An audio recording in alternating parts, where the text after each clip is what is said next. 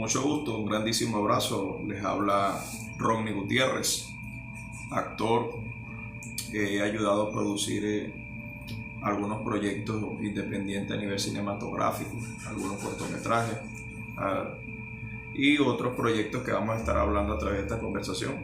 Me acompaña precisamente Roniel Gutiérrez, el cual es hermano de sangre, hermano de proyecto, hermano de lucha y camarada dentro de este movimiento cinematográfico que hemos estado formando acá en el estado Apure, Venezuela, residenciados en San Fernando de Apure. Y siempre hemos estado conversando sobre qué pasa en el cine venezolano, que quizás nos hemos dado cuenta que las personas o el público en general en sí no han apoyado en la venta de la taquilla, que siempre nos hemos dado cuenta que la mayoría del cine que se ha enfocado ha sido un cine poco artístico, diría yo hasta marginal en algunas cosas, porque siento que no enfoca un lado positivo. Es como cuando un lápiz no le sacas punta como debe ser, diría yo. ¿Qué crees tú, Roniel? Bueno, yo opino que triste y lamentablemente vivimos en un país donde el público general no apoya estas producciones.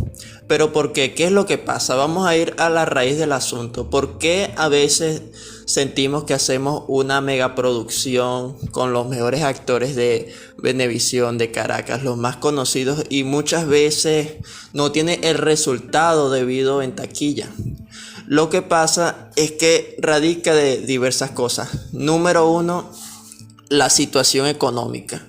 Para nadie es un secreto saber que hoy día una entrada de cine no vale lo mismo que valía hace 20 años, donde tú fácilmente estabas viendo una película y te ladillabas. Esta película no me gusta. Te sales y compras un boleto y ves otra. Pero ¿qué es lo que pasa? Hoy día una entrada de cine se podría decir que es relativamente costosa, 6, hasta en algunas franquicias llega a costar hasta $10 una entrada. Entonces el público general ya no se siente con la confianza de experimentar. ¿Qué es experimentar? Cónchale, por ejemplo, tienen en taquilla está Black Adam, Avatar, películas hollywoodenses, películas de presupuestos multimillonarios, y tenemos una producción independiente venezolana. ¿Y qué es lo que pasa? El público dice, cónchale, ahorré tanto para venir a ver al cine, voy a apuntar lo seguro, no me voy a poner a estar experimentando con un trabajo independiente. Eso es lo que triste y lamentablemente sucede muchas veces, que debido a la situación económica mucha gente no se atreve a apoyar, prefiere simplemente tirar a lo seguro, ir a una producción blockbuster. Además de eso, ¿qué es lo que pasa? Se ha culturizado en nuestro país una idea, una muy falsa, errónea idea de que el cine venezolano no es de calidad.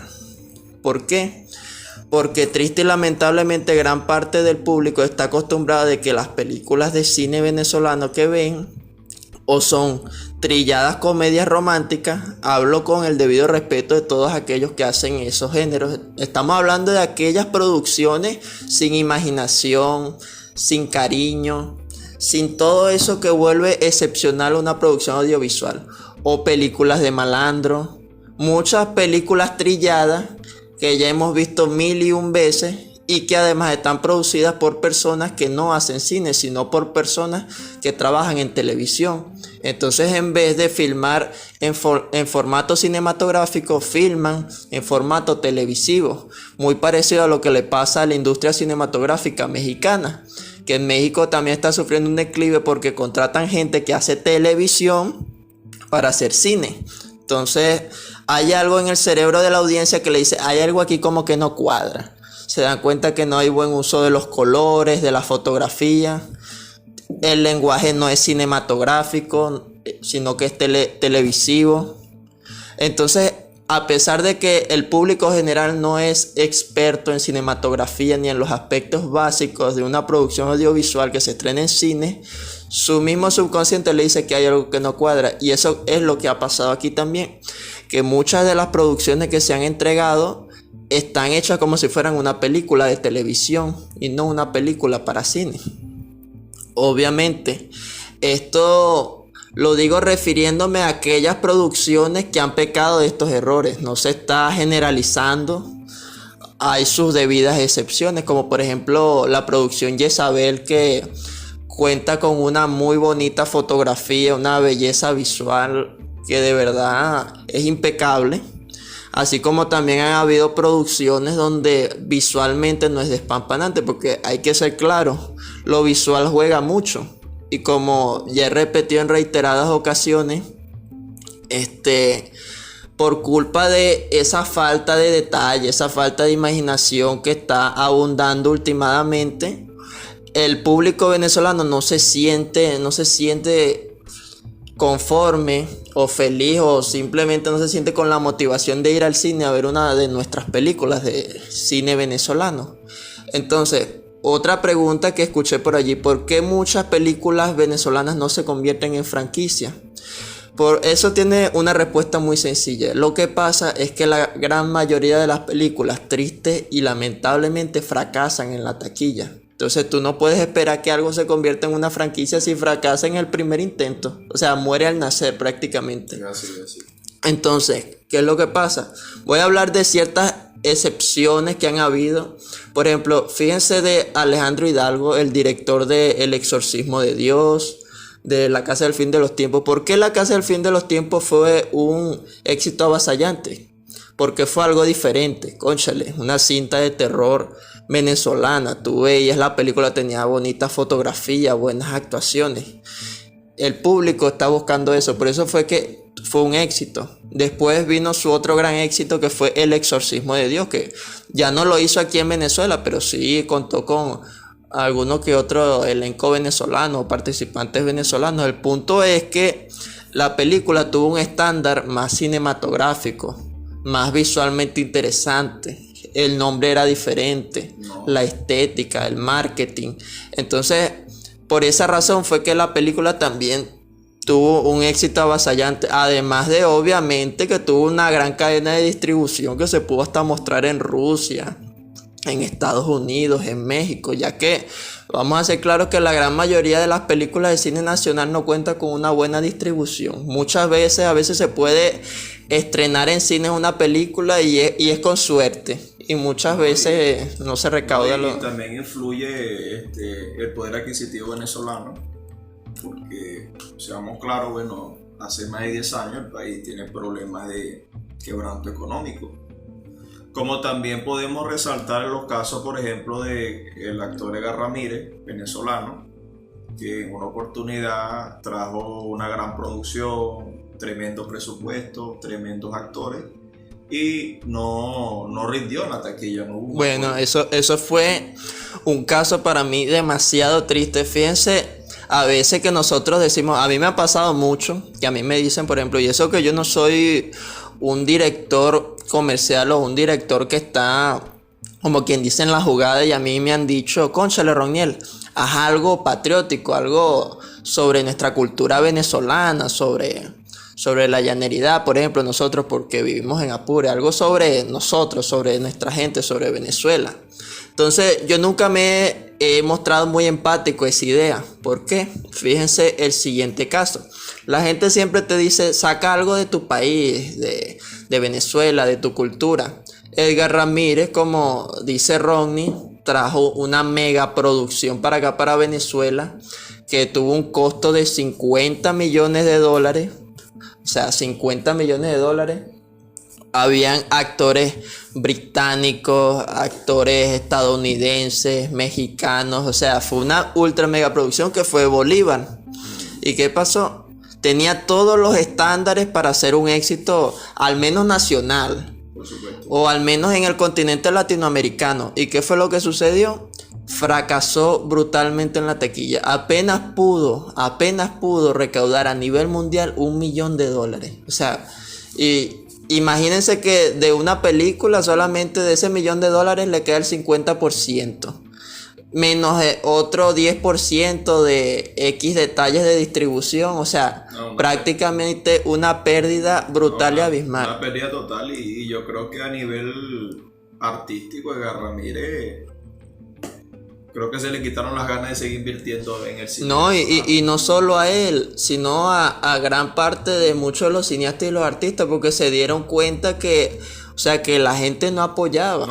No apoya. Entonces, a veces me molesta que hay gente que llega y te dice, saca algo de aquí. Entonces, yo llego, a lo mejor lo puedo hacer con buena intención, vamos a sacar algo del Silbón. Entonces llegas y lo sacas, y cuando ves nadie lo ve, nadie, vamos a decirlo coloquialmente, nadie le para bola. Prefieren ir a ver otra cosa. Entonces, por eso yo insisto en que es mejor apostar por ideas originales, por ideas nuevas y frescas. Y ya lo he escuchado en reiteradas ocasiones que diversos cineastas de origen venezolano se les da mejor mostrar el cine en el extranjero que aquí mismo en Venezuela. Sí, hay más apoyo. Fíjate que nosotros en un momento que incluso, bueno, le doy gracias a Ronier que me dio la oportunidad de participar como extra en Diva Inspiración Umbría, que ya vamos a estar hablando de eso. En un momento nosotros nos sentimos como que con ganas de aglomerarnos a estos grupos cinematográficos regionales. En un momento como toda cosa, como todo periódico, tuvo su momento, tuvo su tiempo y por un momento tuvo sentido. Y bueno, le damos las gracias a muchas personas que en un momento nos dieron su apoyo y nos dio la oportunidad de conocer otros creadores, actores nuevos, talentos nuevos, y nosotros en el mismo proceso fuimos aprendiendo. Pero cuando nos dimos cuenta que trabajar para un organismo público, por así decirlo, ellos se enfocan en proyectar obviamente lo regional, lo nuestro, pero lamentablemente a nivel, cuando tú hablas de cine, la gente quiere entretenimiento, la gente no quiere educarse. O sea, hay un concepto. Yo sé que el cine sirve para protestar, para educar, para documentar, para proyectar muchas cosas, pero mayormente la persona paga una taquilla es porque quiere entretenerse, porque quiere ver algo muy lejano a su realidad y a su vida cotidiana.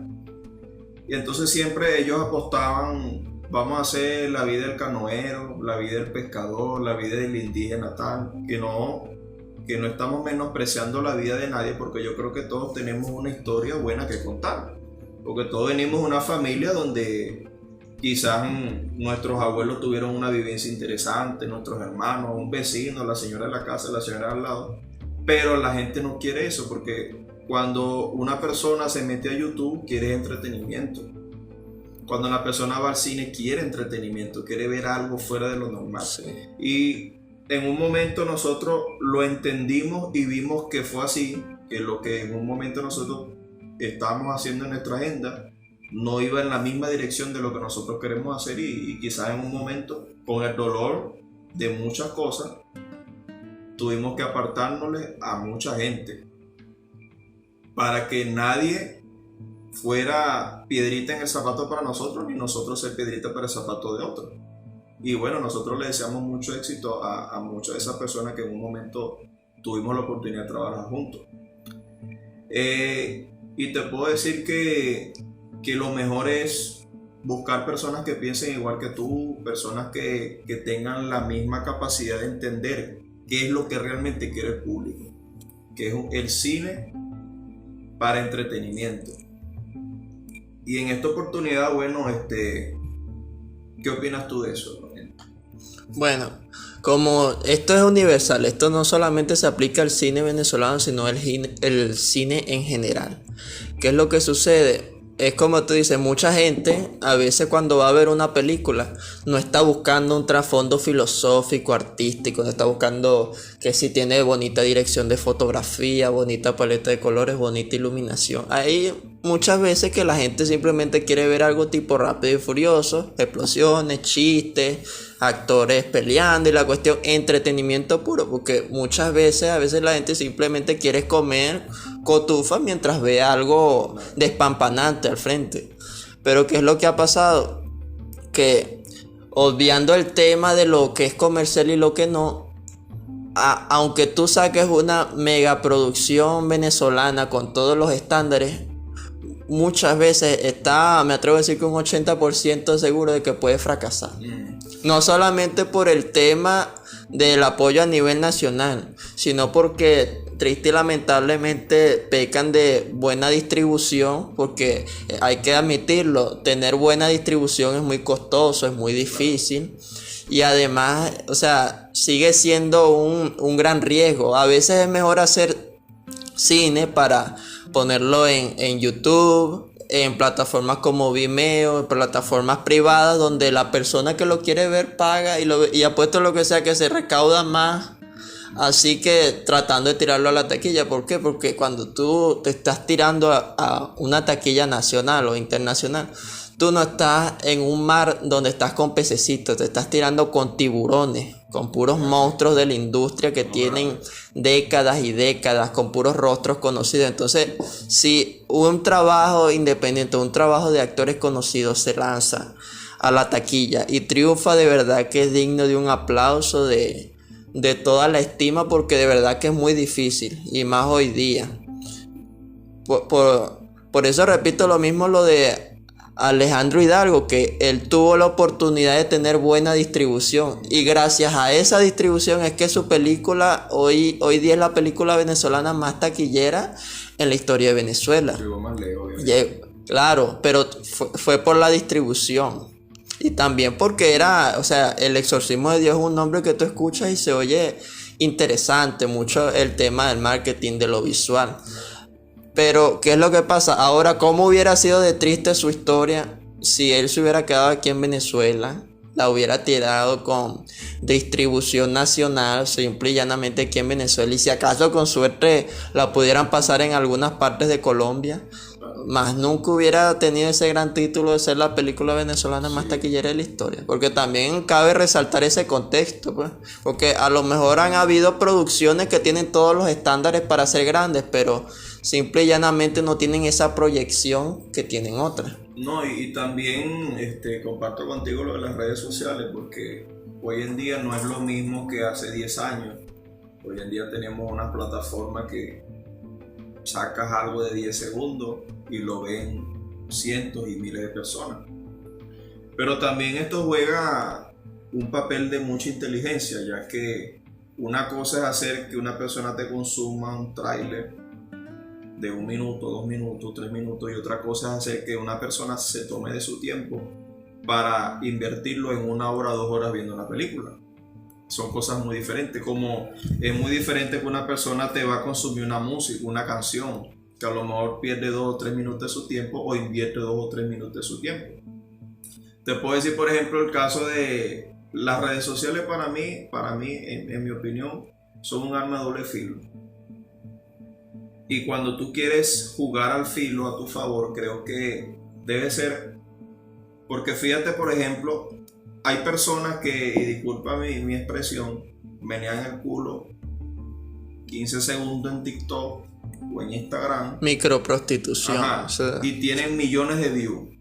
Entonces va Ronnie o Juan o Pedro y hacen un super teaser de 30 segundos buenísimo, con buena edición, menos plano. Si acaso saca 1000 views, 2000 views, 3000 views, y uno hace una fiesta. Y uno lo celebra. Y uno celebra porque uno cree que está haciendo números, ¿entiendes? Y entonces va otra persona que se cree artista, porque para mí no es un artista alguien que menee las nalgas 10 segundos, o que enseñe una parte de su cuerpo, o un tipo que se cree comediante sin línea y diga una cantidad de groserías en un parlamento. Por decir una estupidez frente a la pantalla. Y eso se hace viral. Entonces yo creo que también las plataformas le han dado como que prioridad a ese tipo de contenido. Ha proliferado. Y lo hemos puesto en estudio. Que ha sido así. Lo morboso, lamentablemente, es lo que se hace viral. Entonces cuando tú haces también algo de calidad, algo estructurado, con un guión, con planos buenísimos, para que una persona que logre verlo diga, mira, estos tipos le metieron cabrón, ¿me entiendes? Le metieron bien. Pero entonces lamentablemente así uno le toca hacer un público desde abajo, desde la familia, el papá, la mamá, el vecino, y poco a poco uno va subiendo. Pero yo creo que yo, por ejemplo, cuando Y yo me siento orgulloso si subo un pops y me saco 10, 20, 30 likes, yo me siento orgulloso porque no se los debo a nadie. Porque la persona realmente quiso hacerlo. No fue comprando números. Mira, yo cuando subo un pops, yo antes de subir un post veo si la foto está nítida, le edito para saber si los tonos están bien, si publico, si diseño algo o una frase, algo bien, yo me doy mi tiempo. Entonces hay alguien que sube una estupidez, por decirlo así, y a veces tiene eso más contundencia.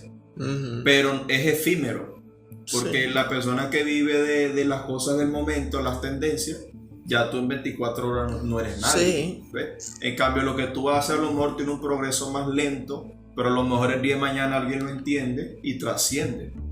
Porque esa es también la otra parte fundamental de eso.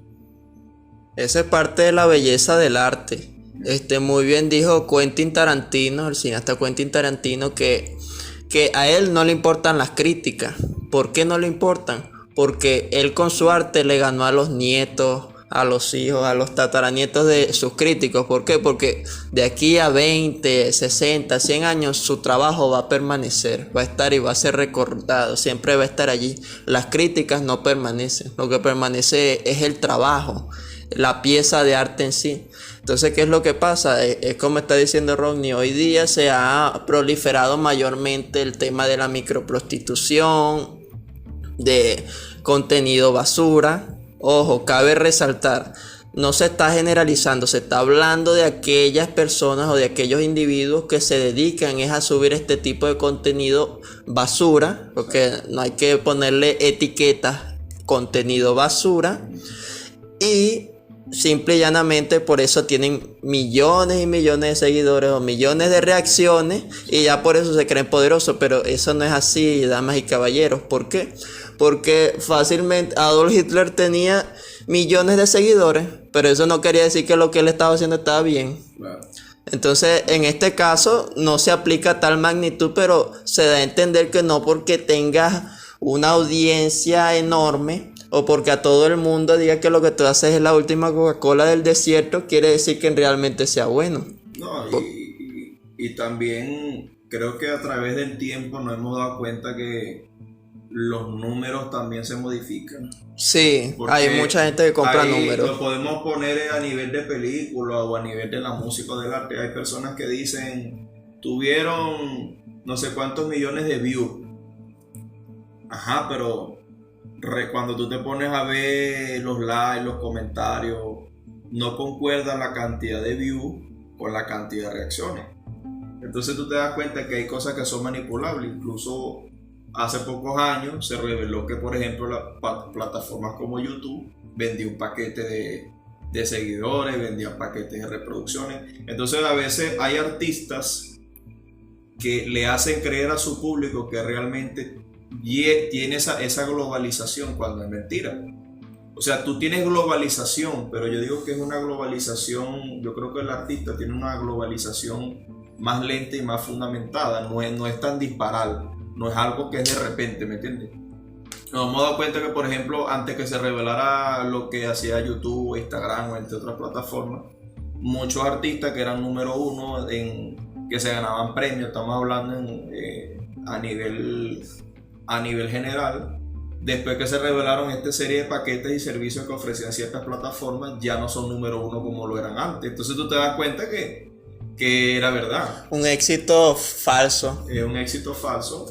Por ejemplo, vuelvo y repito, si usted sacó 1000 views en un cortometraje, en una canción, usted sacó 100 views, 200 views, haga fiesta. Porque esas personitas tomaron de su tiempo para escuchar lo que usted hace o para ver lo que usted hace o para admirar la fotografía que usted subió o el post que usted subió. Claro, porque tú sabes, el día tiene 24 horas y que una persona se tome de su tiempo 15 minutos, una hora, el tiempo X para ver algo nuevo, algo que casi nadie busca, o sea, para ver tu contenido, tu material, cónchale, eso es un privilegio que no tiene todo el mundo, entonces por eso hay que alegrarse, o sea, muchas veces la gente se pone a ver que si los números, que si yo tengo más, yo tengo menos, pero lo importante es que tiene. No es la cantidad, lo importante es que tienes. Aún así tú tengas 70, 20, 200, pero tienes. Hay gente que se tomó de su tiempo. O sea, tú sabes cuántas cosas puede hacer una persona en su día. Puede ver una película del momento, una serie, una cuestión. Pero esa persona escogió ver lo que tú estás haciendo. Y eso es un privilegio enorme. Es así, es así. Bueno, y entonces entrando un poco en materia, porque nosotros desde hace tiempo teníamos la inquietud de hacer este tipo de conversaciones en formato podcast, porque sentimos que en diversas entrevistas que tuvimos en el pasado, como que no se tocaron temas relevantes, como no todas las entrevistas, porque hubo personas que apoyaron, por ejemplo, Famosa, la emisora Famosa, Calidad. José Trujillo en su programa Entre Contextos, En RNB, pero también hubieron entrevistas como que era como tratar de faltarte el respeto a lo que tú estás haciendo, porque hay personas O de burlarse. o de bullearte públicamente, porque cuando escuchas que tú haces cine te toman como loco. Imagínense que la música es más antigua que el cine, y cuando escuchan que alguien es nuevo lo patean. Sí, Se burlan, se bulean, que es un loco. Sí, salen y dicen, ay, ese loco y que es cantante. Ahora imagínate cuando escuchan, no, yo soy cineasta, soy actor y ando en buceta. La gente se burla más, porque una cosa, cuando tú eres cineasta porque haces cine, porque eso tiene una serie de parámetros, de características. El cine ya es una ciencia, ya no es algo que es entretenimiento. Y si yo me llamo actor y puedo andar en buceta, pero un actor tiene una preparación, porque tú te preparas, tú te mentalizas, y eso es un talento que no todo el mundo nace para eso tampoco. Porque si usted no tiene el talento, y usted puede pasar años viendo clases de actuación, y créame que usted no va a llegar ni a papa. Entonces, refiriéndonos a esto, y quiero hacerle estas preguntas a mi hermano, porque en un momento yo no, como quien dice, yo estaba en otro mundo. Yo estaba ayudando a unas páginas como escritor fantasma, ayudando a producir otras cosas, y luego escucho que mi hermano estaba haciendo un casting, TV Inspiración Umbría, pero como quien dice, ya él estaba en otra vuelta, tuvo su visión, y hoy en día, bueno, gracias a esa visión se fue creando un movimiento, nos fuimos sumando más personas, y hoy en día, desde hace casi un año, él empezó un proyecto que se llama Divi Inspiración Umbría, que es el primer largometraje grabado en el estado puro de hace más de 10 años. Si buscamos para atrás, si vemos hacia la historia, o sea que hace más de una década aquí no se graba una película, un largometraje, por un apureño, escrito por un apureño. Entonces ya estamos hablando que hay un presente, hay una historia, o sea, esto no se puede dejar pasar por debajo de la mesa. ¿De dónde nace la idea de Divi Inspiración Umbría? Bueno, para poder hablar de esta idea, cabe resaltar que yo desde temprana edad siempre soñé con el tema de ser director de cine. Siempre me gustó mucho el cine, el séptimo arte, o sea, siempre fue una magia para mí, siempre quería aprender a hacerlo, porque yo comencé como escritor de novelas de ciencia ficción, de horror, y obviamente la literatura tiene una gran cantidad de libertades que el cine no te permite. Yo, si a mí me da la gana en un libro, yo puedo meter que un helicóptero en llamas se estrella contra un tren en movimiento, y puedo explicar todo, y puedo hacerlo con todas las ganas del mundo, porque es un libro. Ahí no hay ningún presupuesto, no hay nada. En cambio, en el mundo del cine, cada cosa que tú vas estructurando tiene que ir de acorde a un presupuesto y a lo que puedes hacer. Entonces, esa pequeña incógnita que estoy mencionando fue la partidaria de Divi, de forma irónica. Claro. Cónchale, si puedo meter cosas despampanantes en un libro, puedo hacer algo que requiera menor cantidad de cosas, que sea sencillo, pero que a su vez sea interesante. Entonces, eran como las 3 de la mañana y esa idea seguía y seguía y me tenía que acostar a dormir, pero seguía, concha, le puedo hacer algo, ¿vale? Yo tengo un teléfono. O sea, entonces me puse a investigar por internet, más o menos, porque ya yo tenía un conocimiento básico de ciertos aspectos del cine, porque siempre me llamó mucho la atención, siempre me gustó desde temprana edad, pero quería pulirme más, averiguar cómo eran las cuestiones, cómo era que funcionaba una producción audiovisual, si eras independiente, qué cosas necesitabas, cuántas personas, qué es director de fotografía, iluminación, todos esos detalles yo comencé a investigarlos varios días antes. Entonces yo, cónchale, yo creo que yo sí puedo hacer como un cortometraje. Porque inicialmente Divid no iba a ser una película, iba a ser un cortometraje. Porque yo veía que hacer un cortometraje era como algo naguará. Era como hacer un blockbuster, una broma así. Entonces yo me puse a investigar y yo, cónchale, será. Entonces inicialmente permaneció era ese sentimiento negativo de que, cónchale, estamos en un país en crisis. La situación económica no está muy bien. Para rematar, soy nuevo. Nadie quiere apoyar a una persona que está empezando. Y mucho menos yo, que soy una persona en ese momento, un chamo de 18 años que nadie conoce, que jamás en su vida ha tenido nada que ver con el mundo audiovisual. O sea, me puse a sacar las cuentas y todo iba en mi contra. O sea, y dije, cónchale, ¿quién me va a querer apoyar? Pero vamos a intentarlo, si no se da, bueno, por lo menos lo intenté. Entonces llamé a un amigo mío que solía entrevistarme, José Muñoz, que trabaja en Radio Calidad, que él siempre apoyó mucho la proyección de mi trabajo, en ese entonces mi trabajo literario. Entonces yo le dije que yo quería hacer un casting para un cortometraje, que si él me podía ayudar, porque yo no conocía a muchas personas y viceversa. Entonces, como él, periodista, y conoce a muchas personas y tiene una trayectoria más extensa que la mía, exactamente, yo sabía que él me podía ayudar a conseguir a esos actores que yo iba a necesitar. Entonces me puse a escribir el guión y a su vez estaba buscando a los actores. E inicialmente, como sucede en la mayoría de los castings, mucha gente se tomó la cuestión para juego. ¿Cómo para juego? Mucha gente, y no lo puedo negar, muchos escribían, mira, méteme ahí la cuestión, así lo decían de forma como que si fuera un juego, algo gracioso. Mira, méteme ahí en la película, y la gente se reía y la cuestión. Entonces mucha gente se lo tomaba para juego. Entonces creé un grupo, y en ese grupo de WhatsApp los candidatos entraban y salían del grupo, iban y venían. Entonces en un cierto punto como que eso me desanimó, porque también busqué ayuda de parte de los conocedores del teatro, pero fue ignorado por muchos. Pues busqué ayuda de fotógrafos, de músicos, de personas que me pudieran ayudar a darle vida a este proyecto, pero fue ignorado por la mayoría.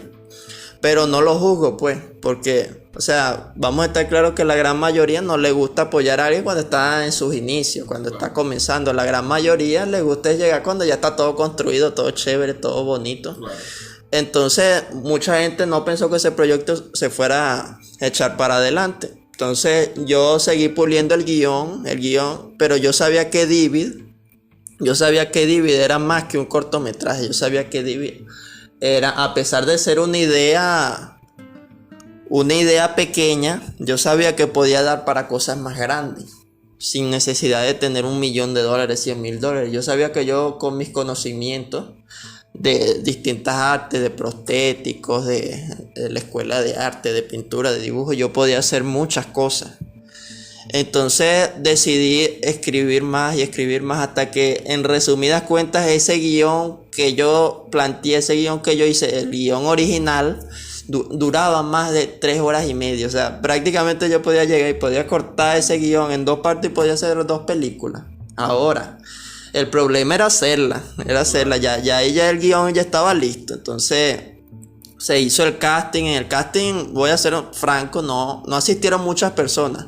Pero las personas que asistieron ese día fue porque de verdad estaban interesadas. Fueron como 7, 6 personas que obviamente Más bien, yo ni siquiera esperaba que fuera gente, pero sí fueron. Yo dije, cónchale, a lo mejor yo me quedo aquí solo en la plaza, entonces... Y la mayoría quedaron bien. Sí, entonces a ese día nadie quedó sin papeles, todo el mundo se llevó un personaje, porque o sea, más bien hay que valorar que hubo gente que de verdad creyó en el proyecto y tomaron de su tiempo para ir allá, para actuar allá en una plaza en público y la cuestión, entonces...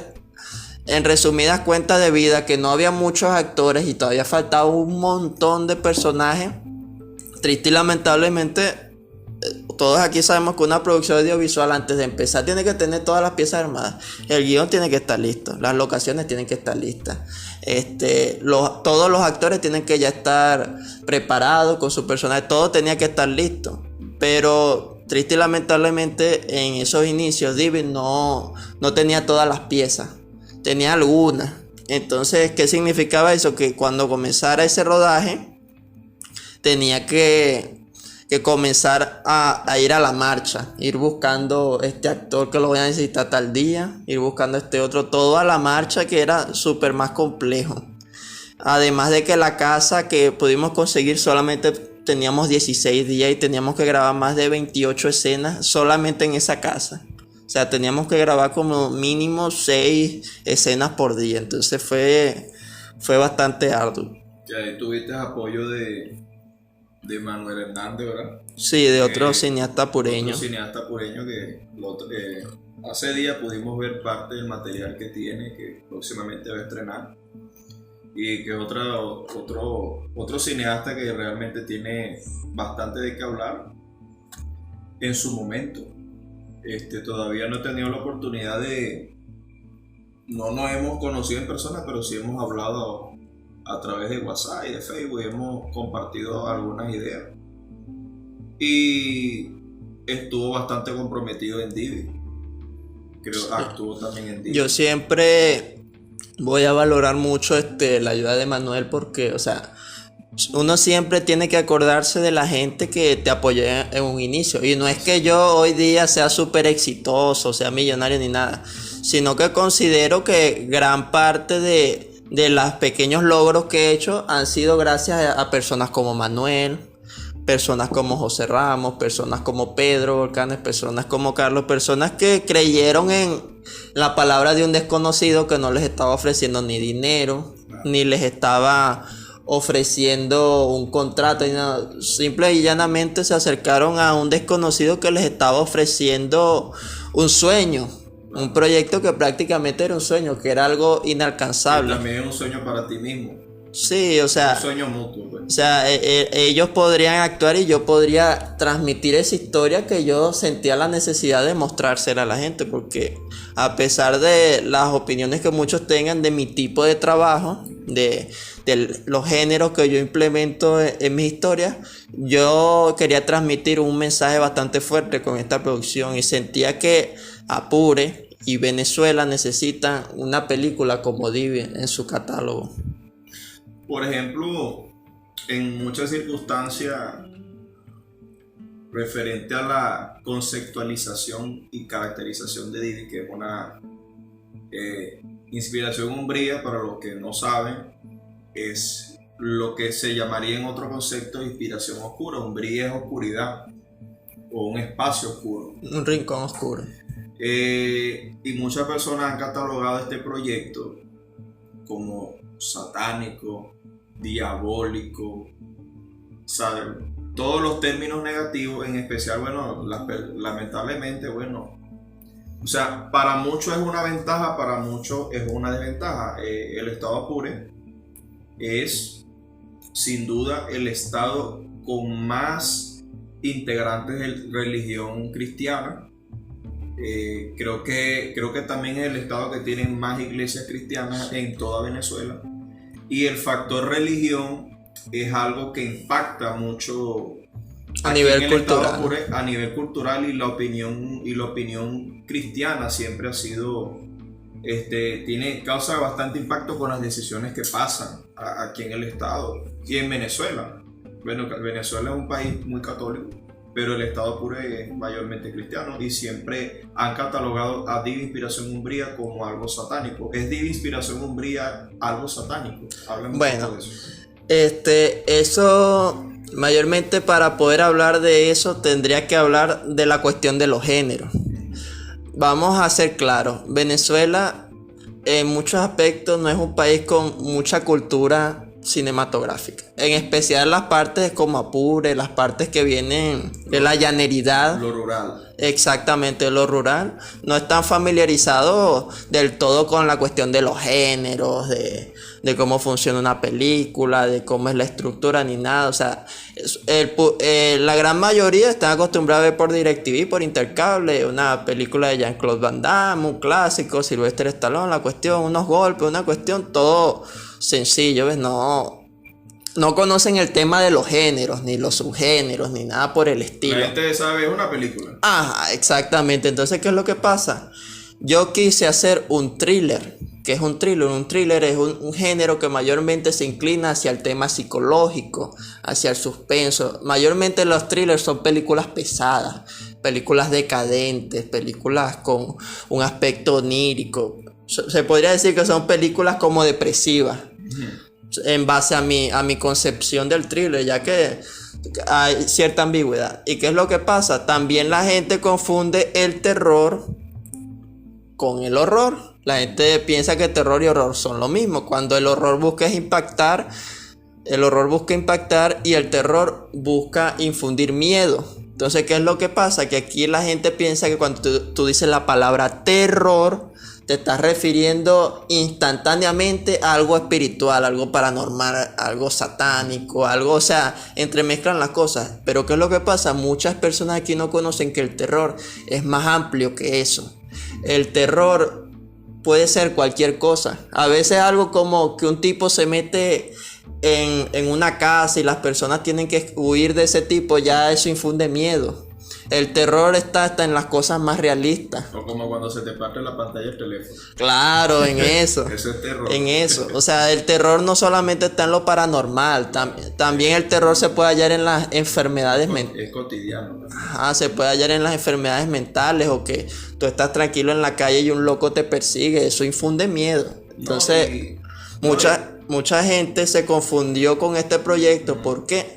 Porque Divi no busca hablar de nada religioso. En realidad, en estos días hicimos unas funciones de prueba y yo les pregunté a todo el público, miren, disculpen, ¿ustedes vieron algo diabólico, algo que se asemeje o algo que sea blasfemo? Y dijeron no, que ni por ello, o sea que en ningún momento se toca ese tema. Pero ¿qué es lo que pasa? Que Divi de Inspiración Umbría tiene muchísimos géneros. Es un poco de drama, es un poco de misterio, es un thriller, porque mayormente es un thriller. Tiene unos componentes de terror, a veces unos de horror, pero en sí es un thriller. ¿Y qué es lo que sucede? Que cuando comenzaron a salir las primeras imágenes del proyecto, ya más o menos ciertas personas ya conocían mis trabajos anteriores a nivel de la literatura. Y por lo natural mis trabajos literarios me atrevo a decir, son más fuertes, más potentes en todos los aspectos a todo lo que yo he hecho a nivel cinematográfico. Entonces ellos ya decían, eso está haciendo algo diabólico. Cuando empezaron a ver las primeras imágenes de la muñeca de Olivia, de Gonulac, vieron las primeras imágenes de las heridas y la cuestión, cuando ya empezaron a salir los primeros detrás de cámara, ya comenzaron a difundir rumores que no son, sin siquiera tener idea de qué iba la trama. Solamente el aspecto. Solamente por lo estético, y obviamente yo entiendo lo estético juega mucho. Entonces cuando salió el primer teaser trailer, que es con Olivia, que es un personaje que afortunadamente ha tenido gran receptividad del público, interpretado por Saori Michael. Mucha gente cuando vio esa muñeca contorsionándose con toda esa aura tétrica que yo le infundí, obviamente lo primero que se le vino a la mente, porque eso lo voy a decir sin filtro, eso es parte de la ignorancia que se ha difundido aquí. La gente, cuando tú sabes que alguien es ignorante cuando llega y siente miedo y lo primero que se le viene a la mente es el diablo. Sí. Porque ya eso es un pensamiento del siglo pasado, de hace como, ¿qué te puedo decir yo? Eso ya es un pensamiento para, ¿cómo te lo digo de cierta manera? Dígalo como usted le salga. Un pensamiento medieval. Sí, Vivimos en una época, o sea, no demeritando nada, vivimos en una época donde ya sabemos cómo funciona el mundo yo real. todavía me consigo gente que dice, me echaron una brujería. Ujú. Ya. Entonces, para que se hagan una idea, Sí. entonces ya la gente apenas siente miedo de algo, de lo más mínimo, es el diablo. Entonces, en Divi sucedió eso. Y eso que en innumerables programas de radio yo he resaltado.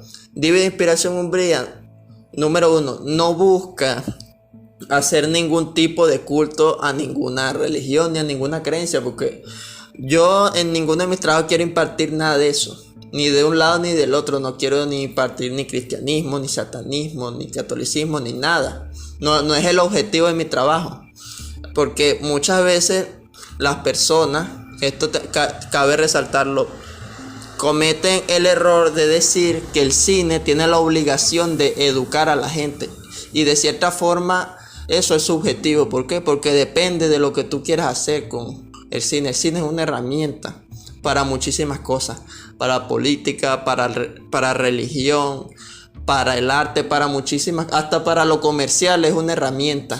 Tú no ves que hasta marcas de vehículos, marcas pagan para que una película los patrocine. Entonces, ¿qué es lo que quiero decir?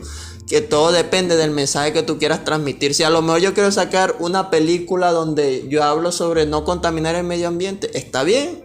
Claro. Pero si yo el día de mañana quiero sacar una película donde quiero mostrar cómo era la vida de un hombre enfermo, también está bien, porque yo estoy mostrando mi visión. Yo no estoy obligado a que tengo que mostrarle a la gente cosas positivas o las cosas buenas. Es que incluso hasta yo creo que las personas, si llegan a ver a Divi Inspiración Umbría Con atención, pues. con atención, y llegan a ver a un personaje enfermo, por así decirlo, incluso de lo negativo puede sacar algo positivo, porque a lo mejor si ve un comportamiento de un personaje, a lo mejor puedes evitar, porque Sí. a lo mejor tú estás pasando por eso, o conoces a alguien que está pasando por eso, y le puedes quizás dar un consejo, o puedes evitar algo, o puedes ayudarlo a conseguir ayuda profesional. Sí. Porque yo creo que yo soy del que cree que todas las personas tenemos una enfermedad o tenemos un trastorno de algo. Solo que hay personas que no lo admiten o no lo afrontan. O no lo controlan. afrontan. Porque hay gente que lo controla. Ajá. Por ejemplo, yo no hace mucho yo superé un trastorno que muchos no se dieron cuenta.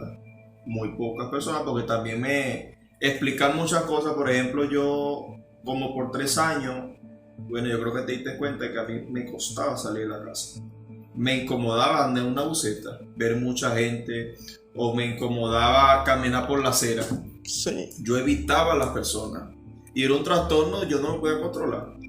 Yo varias veces me quedo pasantía en la universidad porque yo tenía que estar en un salón de clase con 40 muchachos, por ejemplo. Y 3 veces me quedó la materia. Sí. Claro, yo tapo mi broma, ¿no? Tuve un problema, no puedo asistir. Es que hasta el cine puede servir para hablar de eso, porque, por ejemplo, otro error grandísimo que sucede, que, cónchale, que ojalá de aquí unos 30 años aquí ya estemos más. Miren, yo apuesto lo que sea sin afán de ofender, que yo saco un proyecto como Divi en cualquier otro país de Latinoamérica o en Estados Unidos, en Europa, donde sea, no genera ese revuelo tan grande. ¿Por qué? Porque o sea, han habido cosas más brutales, peores, más violentas, más agresivas visualmente, más blasfemas. Si yo hubiera querido hacer algo ofensivo, lo hubiera hecho, que hasta la gente hubiera quedado traumatizada. Pero ese no era el punto de esta historia. Entonces yo pienso que gran parte de la razón por la que ha generado tanta polémica, tanto revuelo, es porque aquí nunca se había hecho algo de esa talla. No. Como esa talla, porque, en el tema del terror aquí siempre se tocó lo paranormal. Ajá. Un espíritu, una cuestión. Si acaso lo más parecido a un slasher es que habrán hecho que un malandro está buscando a otro en una película de malandro. Sí. Pero David busca es hablar de la parte psicológica de las personas. Aquí sucede mucho que se comete el error de que, por ejemplo, si yo hago una película de un tipo que está trastornado mentalmente y él secuestra personas y las mata, eso no quiere decir que yo estoy haciendo una apología a la violencia. Yo no, por mostrar eso, quiere decir que yo estoy de acuerdo o que yo quiero que la gente haga eso, porque mucha gente comete la brutalidad de decir, ay, es que si tú muestras eso es porque te gusta eso y quieres matar gente Pero y esto. es un tema real porque si a eso vamos, un ejemplo, nosotros tenemos una sociedad corrompida. Por ejemplo, para no ir lejos, hay muchos efectivos de la seguridad nacional que tienen un uniforme y cuando te andan en el mercadito o en la calle han robado a los civiles. Sí, o sea, Un ejemplo, hay profesores de una universidad o de un liceo que le cobran a los estudiantes.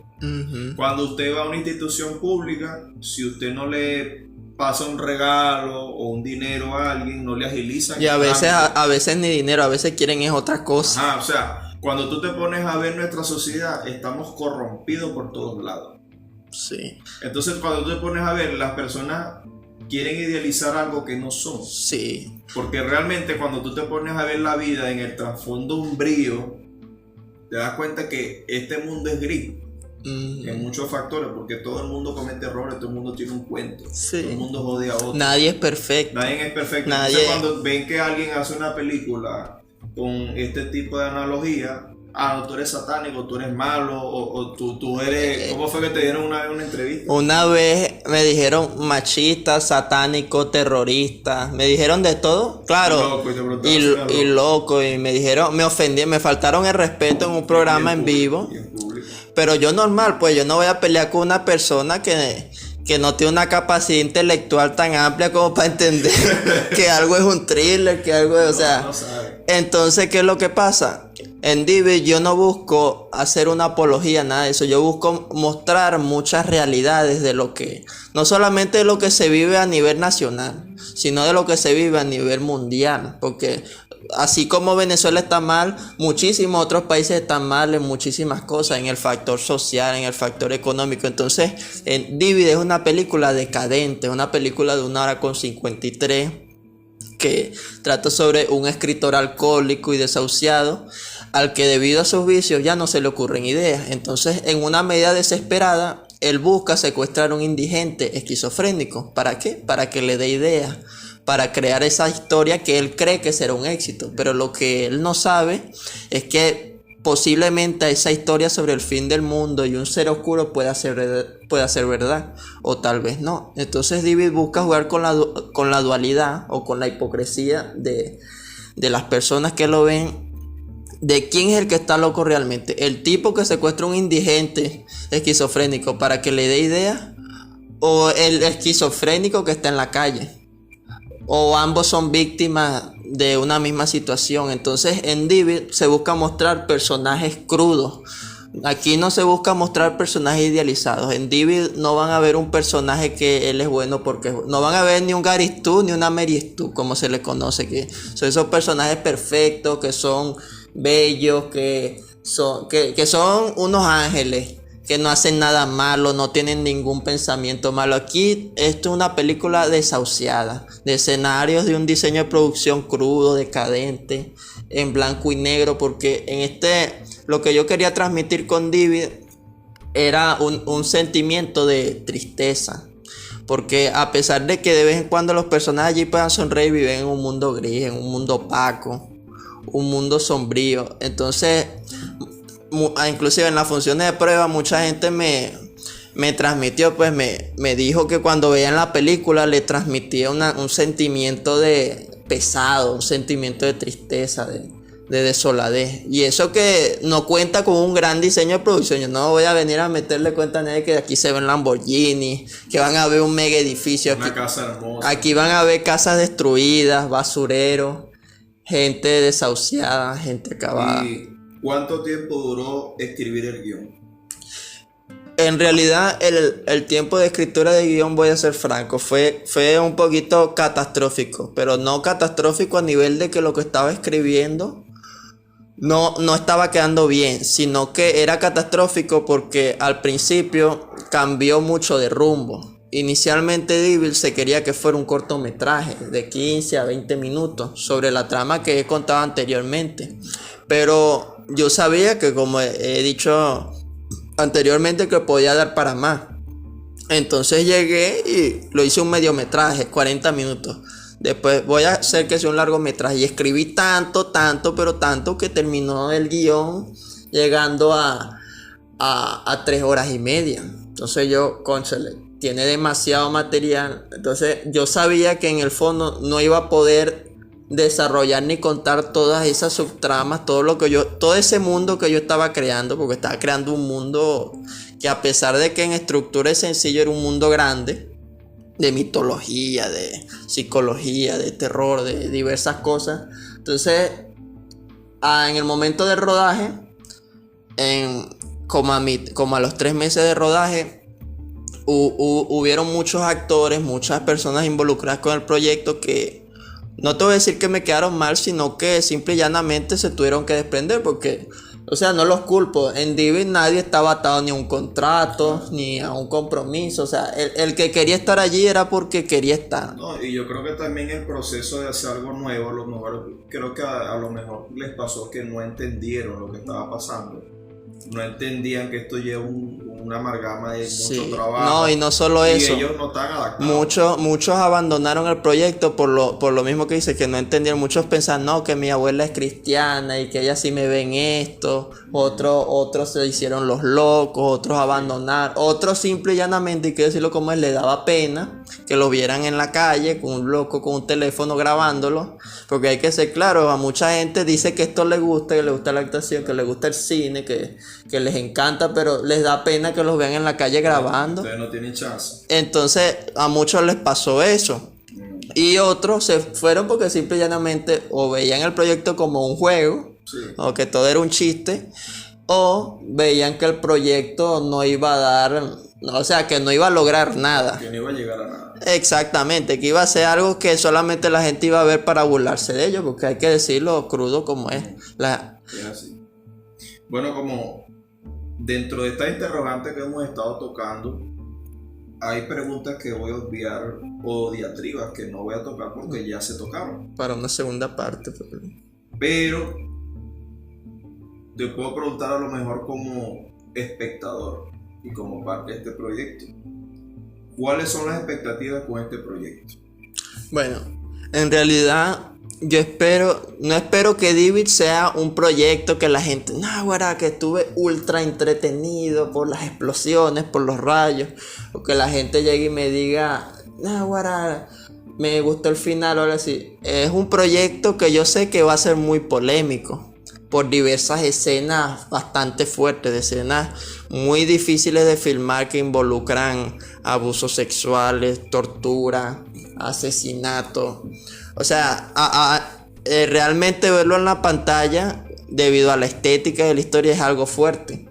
Pero sé que mucha gente va a malinterpretar el mensaje. Al principio. Y sé que mucha gente va a creer que mucha de la violencia y de la carga emocional que está plasmada en ese proyecto y del consumo de estupefacientes es algo que yo estoy poniendo allí porque me gusta, porque quiero infundir eso, pero no.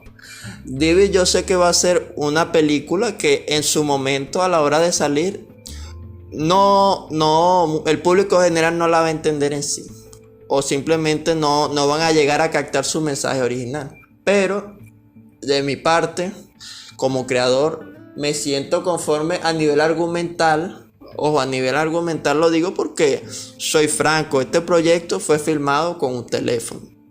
No teníamos boom, no teníamos mucha iluminación, gran parte de la poca iluminación que hay es natural. No teníamos muchos elementos que se necesitan para hacer una producción audiovisual. Muchos éramos, por decirlo de cierta manera, nuevos en este mundo, pero a pesar de todo eso se plasmaron muchísimas cosas que quería ver en pantalla. Entonces, de mi parte, a nivel argumental, yo plasmé lo que yo quería plasmar. Y espero que este proyecto, que no sea malinterpretado ni tomado para cosas malas, sino al contrario, yo quería mostrar este proyecto como una forma de simbolizar lo horrible que es la vida de las personas que, además de depresión, se refugian en el consumo de estupefacientes como el licor o las drogas. Entonces, antes de concluir, voy a hacer un ejemplo drástico. los ejemplos que realmente hacen que la gente cambie, que reflexione, son los ejemplos duros, los ejemplos pesados. Fíjate, un ejemplo, La Pasión de Cristo de Mel Gibson. ¿Por qué tú crees que esa película funcionó tan bien? Porque era una película cruda y no se estaba idealizando nada, no se estaba tratando de embellecer un momento horrible. Se mostró feo, como fue la crucifixión, la sangre en idioma original, la tortura. Por eso fue que La Pasión de Cristo impactó. Es lo real. Exactamente. Entonces en muchas escuelas dicen que hagan algo para que los jóvenes no caigan en vicio. Entonces yo fácilmente puedo llegar y puedo hacer algo blandito, algo bonito, colorido, y no van a captar el mensaje. Pero si yo les muestro esa monstruosidad de todas las cosas que generan los estupefacientes en el cerebro, toda esa locura, cómo viven esas personas, cómo no tienen a veces que comer, cómo consumen compulsivamente, el daño que le hacen a su familia, el daño que se hacen a sí mismos y le hacen a los demás. Al yo mostrar eso, el mensaje es más contundente, porque es como un puñetazo en el rostro. Si yo les muestro algo blandito, es como una palmadita en el brazo. Ay, mira, no hagas esto porque es malo. Aquí yo le estoy mostrando, mira cómo viven, mira cómo es la vida en las calles, mira cómo es la vida de la gente que está en este mundo. Y no lo digo en base, yo no puedo venir a echarle cuento como muchos directores o mucha gente que se la quiere tirar, que son malandros, de que hacen películas de malandros, que ellos tenían una vida dura, que ellos reflejan su realidad, que pin, que pan, que pum. Yo soy una persona clase media que a través de los años he visto y he escuchado la maldad de la gente. He visto las cosas que le hacen a la gente que vive en la calle, las cosas que le hacen los malandros, cómo los ultrajan, cómo los violan, los abusan sexualmente, hasta ese grado. Cómo la gente que vive en la calle es deshumanizada, porque vamos a estar claros, mucha gente cuando va caminando por la calle y ve a un indigente trata de obviarlo, claro, o lo utiliza como un instrumento para decirle, mira, no puedes ser como él cuando seas grande, o si no haces tal vaina, tú vas a ser como él. Entonces, en Divi yo quise mostrar todas esas anécdotas y todas esas cosas, hasta casos de esquizofrenia, de cómo jóvenes llegaron a quitarle la vida a familiares simple y llanamente porque o no tenían el uso adecuado de los medicamentos para combatir la enfermedad, o que simplemente para rematar de su enfermedad consumían drogas o alcohol. Entonces, Divi es eso, es un viaje sombrío, un viaje tétrico en la historia de unos protagonistas desahuciados. Aquí no van a ver, nadie va a ser perfecto, nadie va a ser bueno del todo. Todo va a estar muy equilibrado. No hay ni maldad absoluta ni bondad absoluta, porque el mundo no es ni blanco ni negro, el mundo es gris, un tono medio. Así como dijimos anteriormente que todos tenemos algo por qué arrepentir. Sí, todos hemos cometido errores. Hay quienes han cometido más errores que otros, a lo mejor hay errores pequeños, hay quienes han hecho cosas horribles y a lo mejor luego de eso cambiaron. Sí, porque prácticamente el cine arqueotípico, ¿cómo es arqueotípico? O sea, el que ya está como un estereotipo. Este es el protagonista, él es bueno, él es guapo, él quiere a su familia, él es perfecto, a él no le va a pasar nada. Y el malo siempre pierde. Ay, el malo es malo, maldad absoluta. Porque tú, antes de proceder, ¿ustedes por qué creen que en la concepción de los villanos ha cambiado en los últimos años? Ustedes se han dado cuenta que la mayoría de los villanos ya no son villanos como tal, son antivillanos. ¿Qué es un antivillano? Un villano que ya no es malo porque yo soy malo, voy a destruir la ciudad. Ya tiene una motivación y no son maldad absoluta. Lo que hacen, lo hacen por un bien que ellos consideren. Vieron que, por ejemplo, en Joker, o sea, no es que el Guasón es maldad absoluta, según esa versión de la historia. Es algo que está construido en base a que un monstruo que fue creado por su entorno. Él pasó por un proceso. Venom tampoco es malo ahora, del todo al menos. O sea, gran parte de los Thanos en Endgame tampoco era malo del todo. Lo que hacía era por el bien del universo, por el equilibrio. Entonces, si ustedes se pueden analizar los últimos grandes villanos de estos últimos 5, 6, 7 años, se darán cuenta de que ya los villanos no están tan idealizados de que son malos porque sí. O un mejor ejemplo, el Acertijo en la película de The Batman, donde podemos ver que él no es malo en sí, él simple y llanamente está vengándose de los corruptos de la ciudad. En contra de un sistema. Exactamente, solamente que sus métodos son más radicales que los de Batman. Entonces, esa visión me gusta mucho más. ¿Por qué? Porque ya no es que este es bueno, este es malo, se asemeja más a la realidad donde a veces no hay bondad ni maldad, sino simple y llanamente gente que hace cosas que les convienen, cosas que ellos creen correctas, que a los ojos ajenos están mal. Entonces, yo siempre he estado, no voy a decir que en contra, sino que simple y llanamente a mí no me gusta impartirlo en mis trabajos porque lo considero algo tonto, porque, o sea, tú llegar a idealizar, en este mundo nadie es perfecto. Por ejemplo, voy a dar unos buenos ejemplos de idealizar un personaje, unos buenos ejemplos.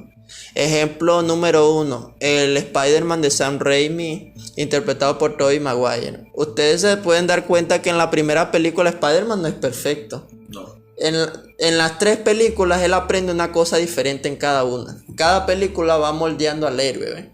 O sea, ustedes no ven que Spider-Man llega, se pone el traje y listo, ya, voy a decirlo coloquialmente, ya es arrecho, ya es el papa upa. Él en la segunda él se equivoca, se desanima, después pasa por un proceso. O sea, las 3 películas desarrollan a Spider-Man hasta que llega un punto donde él sí llega a ser el gran héroe. En El Caballero de la Noche de Christopher Nolan es igual. Bruce es un caprichoso, pelea con Alfred. Es una persona completamente diferente. Es un niño mimado y resentido. Quiere matar a la persona que mató a sus padres.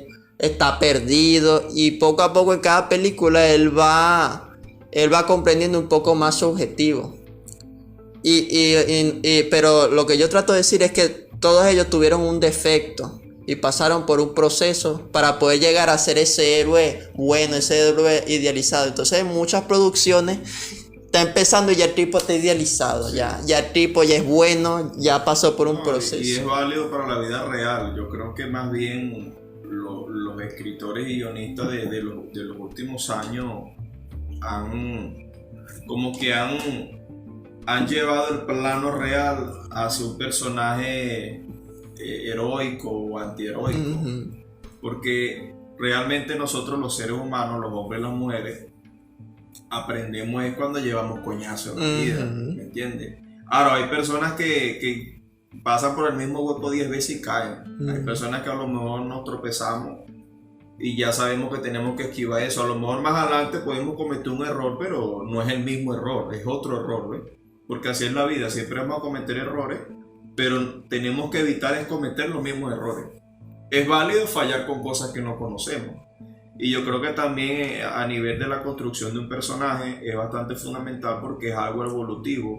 Por ejemplo, lo vimos en la película de The Batman. Vimos un Batman resentido, que está iniciando, que no sabía lo que estaba haciendo, que se cae, que se quiebra, que tiene dolencias personales, que tiene cosas que le importan. Por ejemplo, cuando en la escena de cuando le dejan una bomba a Alfred, que era para él, le dolió mucho porque él quiere mucho a Alfred, lo quiere como una figura familiar. Pero debido a su rutina, él se había olvidado de que quería a Alfred. Pero sí, cuando a Alfred le pasó eso, fue que él como que recapacitó. Entonces, claro, yo digo con el debido respeto, o sea, aprovechando que estamos en ese tema, yo opino que mi Batman favorito, al menos para mí, es Robert Pattinson. Y eso que me gustan las demás versiones. ¿Por qué? Porque me gustó esta versión de Batman donde él no está idealizado, donde él está pasando por un continuo proceso de aprendizaje. Lo que pasa es que mucha gente no coincidió porque todos estamos acostumbrados a ya ese Batman adulto, ese Batman que ya pasó por todo ese proceso, ese Batman que nadie lo vence, que es inquebrantable psicológica ni físicamente. Entonces ver un Batman que apenas está en sus inicios, en sus primeros pasos, a mucha gente lo desconcierta porque están acostumbrados a esa versión ya evolucionada de Batman. Esta es una versión que está empezando. Yo opino que el equilibrio que el director dio en este rodaje fue muy bueno porque Matt Reeves, que hizo Planeta de los Simios, por cierto, muy buena la trilogía. La trilogía. O sea, noté que en la construcción del personaje de Bruce Wayne tuvo, y me gustó mucho más el desarrollo como lo hizo Nolan con Christian Bale, porque muestran un hombre real, es un hombre gris, o sea, no es un hombre perfecto. Inclusive vemos que es un hombre que le molesta hasta en público también, contraído. Porque si lo vamos a ver desde este punto de vista, si tú drenas a través de que te vas de noche a pelear contra el mal o a pelear porque simplemente te quieres liberar o quieres... Una forma de lidiar con tus problemas. Una forma de lidiar con tus problemas, a lo mejor, disculpa la expresión, cayéndole coñazo a los demás. ¿Me entiendes?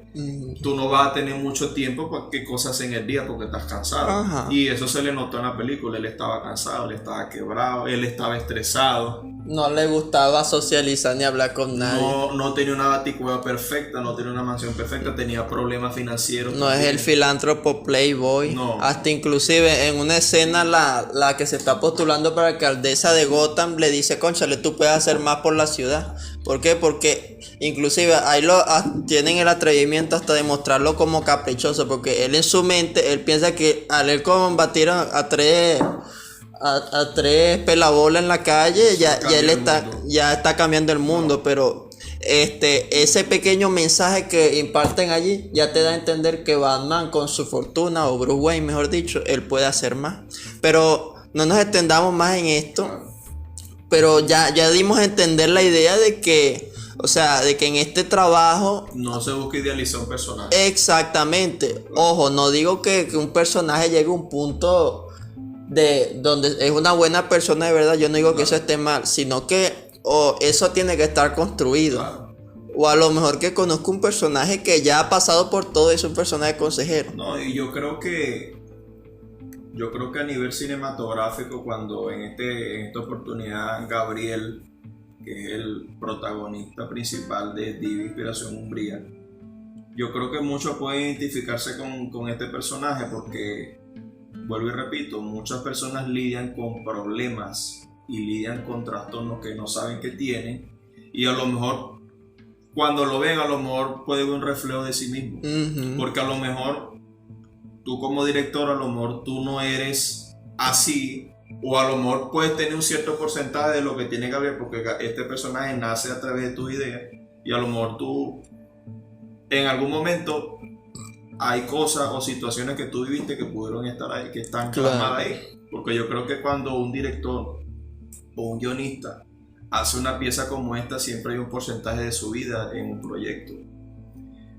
Ahora, vuelvo y repito, hay personas que se pueden identificar con estos personajes y verlo de un punto de vista positivo y no verlo de un punto de vista negativo. Sí, eso ya es verlo como una especie de reflexión. Cuando usamos, por ejemplo, de referencia al Joker, a Batman de Christopher Nolan y de Batman de Matt Reeves, estamos viendo que a la industria cinematográfica, podría yo así decir, la de culto, que hace un buen cine de autor, y son películas que han trascendido, van a seguir trascendiendo, incluso ya en diferentes cursos y talleres cinematográficos lo toman como referencia.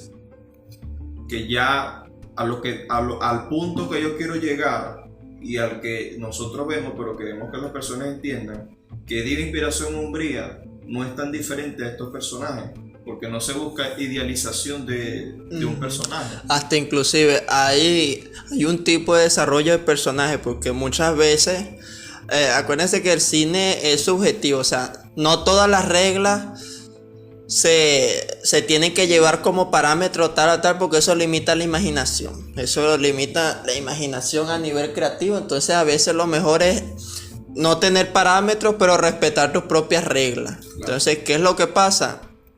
Han habido ocasiones en las que hay personajes que no se desarrollan como tal. ¿Por qué? Tienen un antidesarrollo, como en el caso de Los Sopranos, que es una serie muy famosa sobre gángsters, sobre mafiosos.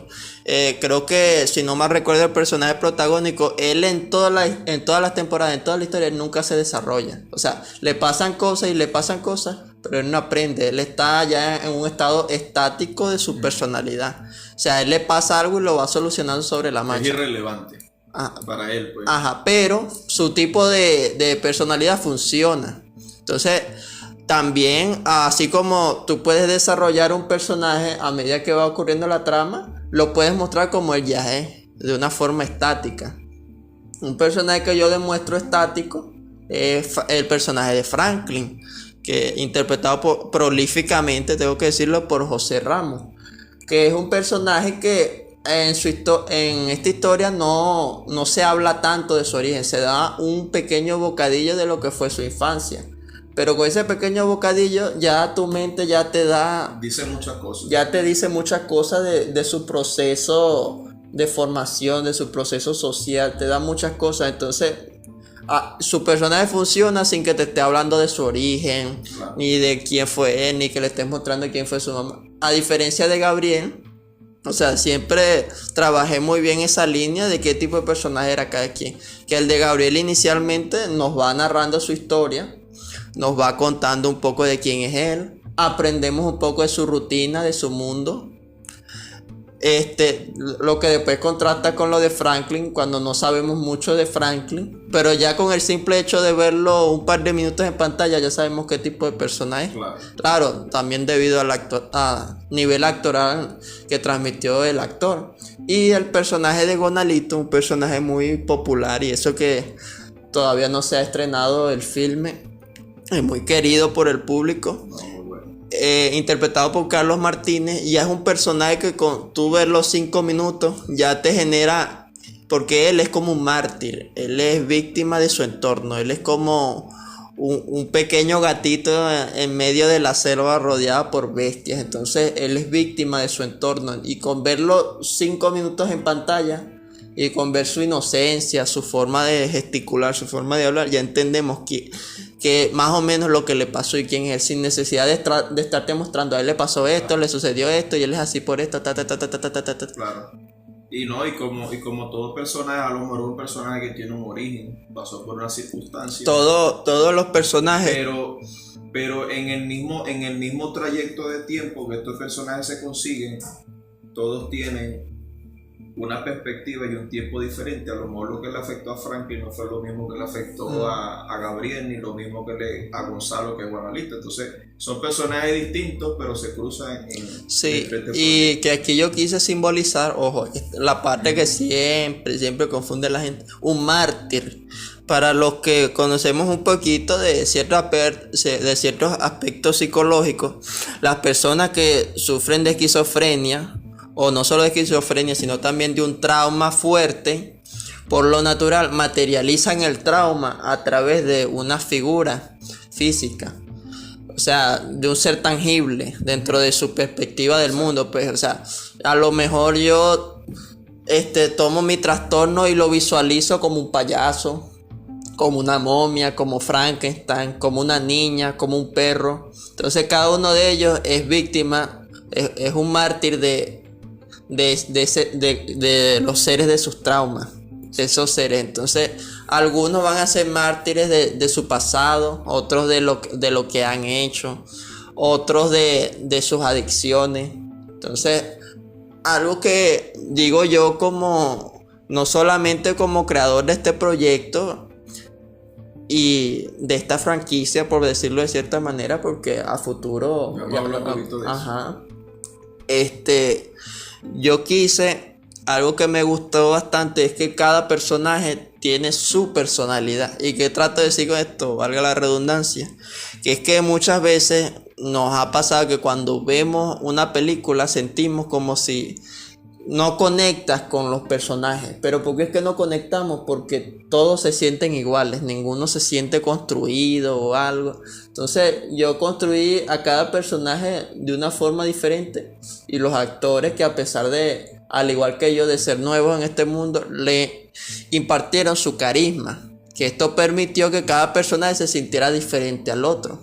Y otro detalle que agregué, que ojo, no vayan a creer mucho que es que por flojera del diseñador de vestuario, que siempre en la mayoría de las escenas Gabriel utiliza la misma franela, Bonalito siempre la misma franela rota. Bueno, Bonalito sí la tiene que usar juro porque es indigente, no tiene un closet con un poco de camisa.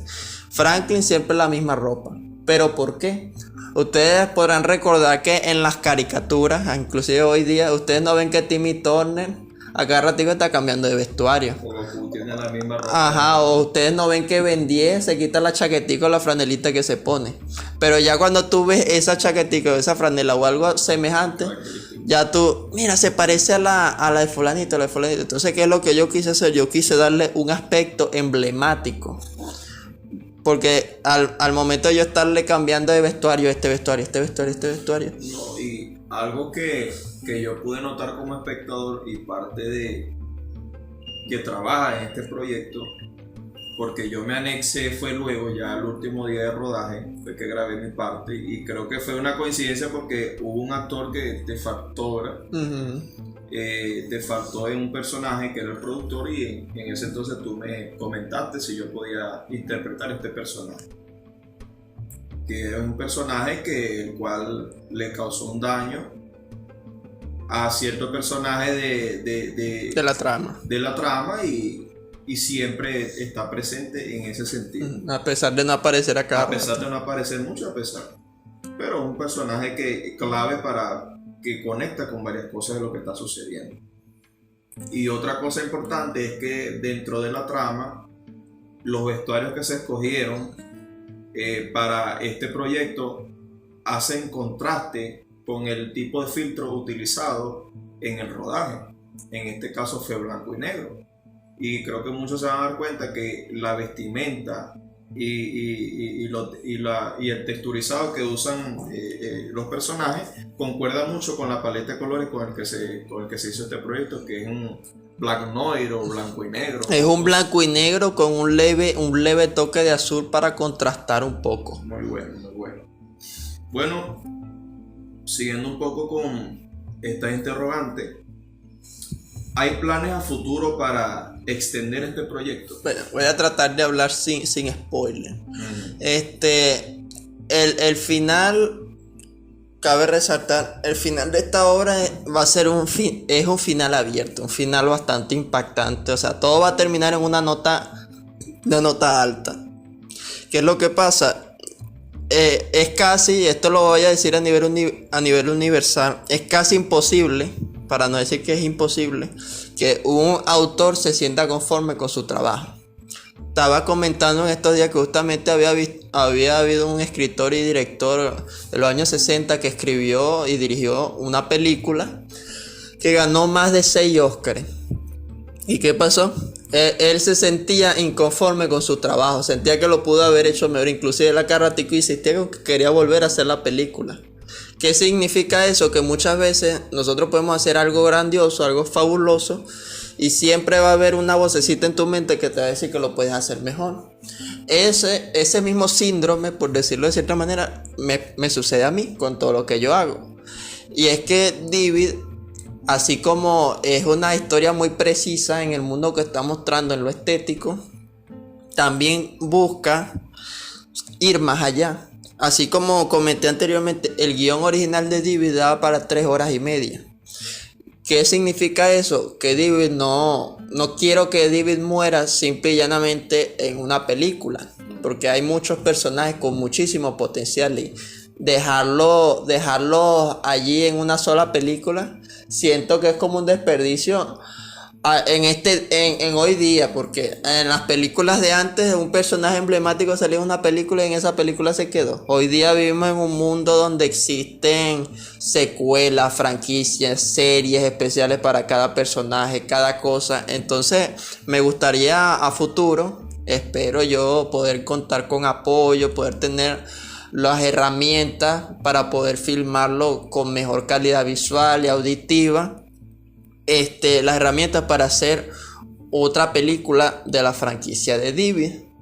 Una película que, a pesar de que la trama no sea igual, va a tener ciertas similitudes a nivel estético, a nivel del lore de su personaje y a nivel de trama. Entonces quiero hacer varias películas de esta franquicia porque considero que tienen un gran potencial y quiero mantener la estética de estas películas. O sea, no quiero que la esencia de David muera en David de Inspiración Umbría, ya que muchas personas retratan que la película es un mundo completo, a pesar de que trata de asemejarse a la realidad, es un mundo muy diferente, un mundo muy, muy parecido a lo del expresionismo alemán, todo gris, decadente. Nunca vas a ver algo que tú digas que fue vistoso, que fue lindo, porque es parte de la sugestión de mostrar en un mundo decaído, un mundo roto. Entonces quiero que la franquicia de David perdure, no solamente en el cine apureño, sino en el cine venezolano. Espero yo que algún día se me dé la oportunidad de poder hacer un remake, esta vez con las herramientas necesarias para hacer la película. Pero ojo, David es muy amplio, se puede hacer o hasta un remake de la película original, se puede hacer una película inconexa pero del mismo universo. Así que David da para rato. Y David la mente rota conecta, ¿es algo alternativo o de dónde nace este proyecto? David la mente rota, lo que pasa es que este proyecto, a pesar de que a mí me gusta mucho, confundió a muchas las personas. ¿Por qué? Porque triste y lamentablemente vivimos en una época donde la gente no lee. Si el titular llega y dice, por ejemplo, hombre se ahogó en el agua, verga, fulanito, un tipo se ahogó, pero no abren completo el documento para leer qué fue lo que pasó. Entonces en David la mente rota pasó lo mismo. La gente vio el nombre de David, pero no se le olvidó leer la parte que dice La mente rota, cortometraje. David la mente rota fue un proyecto que surgió ya que yo tenía muchos borradores, como estábamos hablando de precuelas de David, secuelas, historias inconexas, porque como te digo, en David hay muchos personajes con potencial, pero que no son el tema central en la película. Muchos dirán, que los desaprovechaste. No están desaprovechados, porque ellos no son los protagonistas de esa historia. Los protagonistas son Gabriel, son Franklin o Nalito. Ellos son los protagonistas, no las criaturas que la gente ve en el tráiler o las criaturas que la gente ve en la foto. Ellos son un aperitivo, ellos son la cereza del pastel. Ahora, ¿qué significa eso? Que yo también como espectador, yo sé que esos personajes dan para mucho, porque inclusive muchas de sus historias no se exploran del todo en la película, porque tengo pensado hacerles proyectos individuales. Entonces, ¿qué es lo que sucede? La mente rota es un proyecto individual. La mente rota tiene un concepto muy vanguardista. Puede brillar por sí sola en algún Exactamente. Mantiene la estética de David, pero me atrevo a decir que es hasta más vanguardista que David. Como algo alternativo. En realidad la mente rota se podría decir que es como una especie de precuela interpretativa. La persona la puede interpretar o como una secuela o como una precuela, porque David, cabe resaltar, David es una especie de mega rompecabezas psicológico. O sea, el punto de la magia de David es nunca llegar a saber qué es real y qué no, qué va antes y qué va después. Es como si tuvieras las piezas de un rompecabezas, pero te quedas esperando a que llegue la otra para poder ir conectando. Entonces, se podría decir por el momento que es algo alternativo, pero que tiene a muchos de los personajes. Y algo que muchos no saben, y hay que recalcarlo, David, La mente rota, cortometraje que se rodó creo que en el mes de julio, agosto, se publicó más o menos en esos meses del presente año 2022. Muchos no saben que David, La mente rota, realmente creo que es el proyecto de este año que nos ha representado en festivales. Sí. A nivel de como grupo de trabajo, inclusive ha representado al estado Apure de Venezuela. Incluso por ahí leí hace en un grupo de WhatsApp de cine de Caracas, en la gente más del cine, que nada más este año participó aproximadamente 18 cortometrajes en todo el país, y David, La mente rota fue uno de esos cortometrajes. Sí. Entonces, Ya estamos hablando que es algo que está representando por bien o mal, si le faltó o no le faltó, está representando. Sí, lo que pasa es que yo, no es porque quiera decir que soy único, soy diferente, lo que sea, X, Y, Z. Yo quise con La mente rota hacer un concepto diferente. Siempre los cortometrajes se caracterizan, inclusive tú buscas un tutorial un artículo de cómo escribir un cortometraje y lo primero que te dicen, sé preciso y conciso en lo que vas a decir, no estés con cosas experimentales, sé explicativo, no desarrolles nada, o sea, siempre, y lo entiendo pues porque en un cortometraje el tiempo es oro, o sea, claro. Ahí realzan mucho que tienes que ser preciso en lo que vas a contar. Tiene limitaciones de tiempo. Ajá, según lo que mucha gente dice, pues. Pero ¿qué es lo que pasa? Yo en La mente rota quería, además de yo quería dar muchísimos mensajes con poco vocabulario, con poco diálogo. Entonces en La mente rota yo lo que quería impartir era que el público, en base a lo que está viendo, entendiera lo que está ocurriendo, sin necesidad de que y lo digo yo, que a mí me encanta escribir diálogos, a mí me gustan las conversaciones extensas, pero este trabajo yo lo quise hacer sin mucho diálogo. Si hay 2, 3 diálogos es mucho. Inclusive en el guión original ni siquiera hay diálogo. Yo le di la libertad a los actores que improvisaran ciertos diálogos de acorde a la situación. Pero porque en este mensaje en este cortometraje yo quería que el mensaje llegara más allá de cuando tú quitas el video. Porque cuando tú ves algo, sí, esto terminó así, comenzó así, ya entendí, coño, sí, estuvo chévere.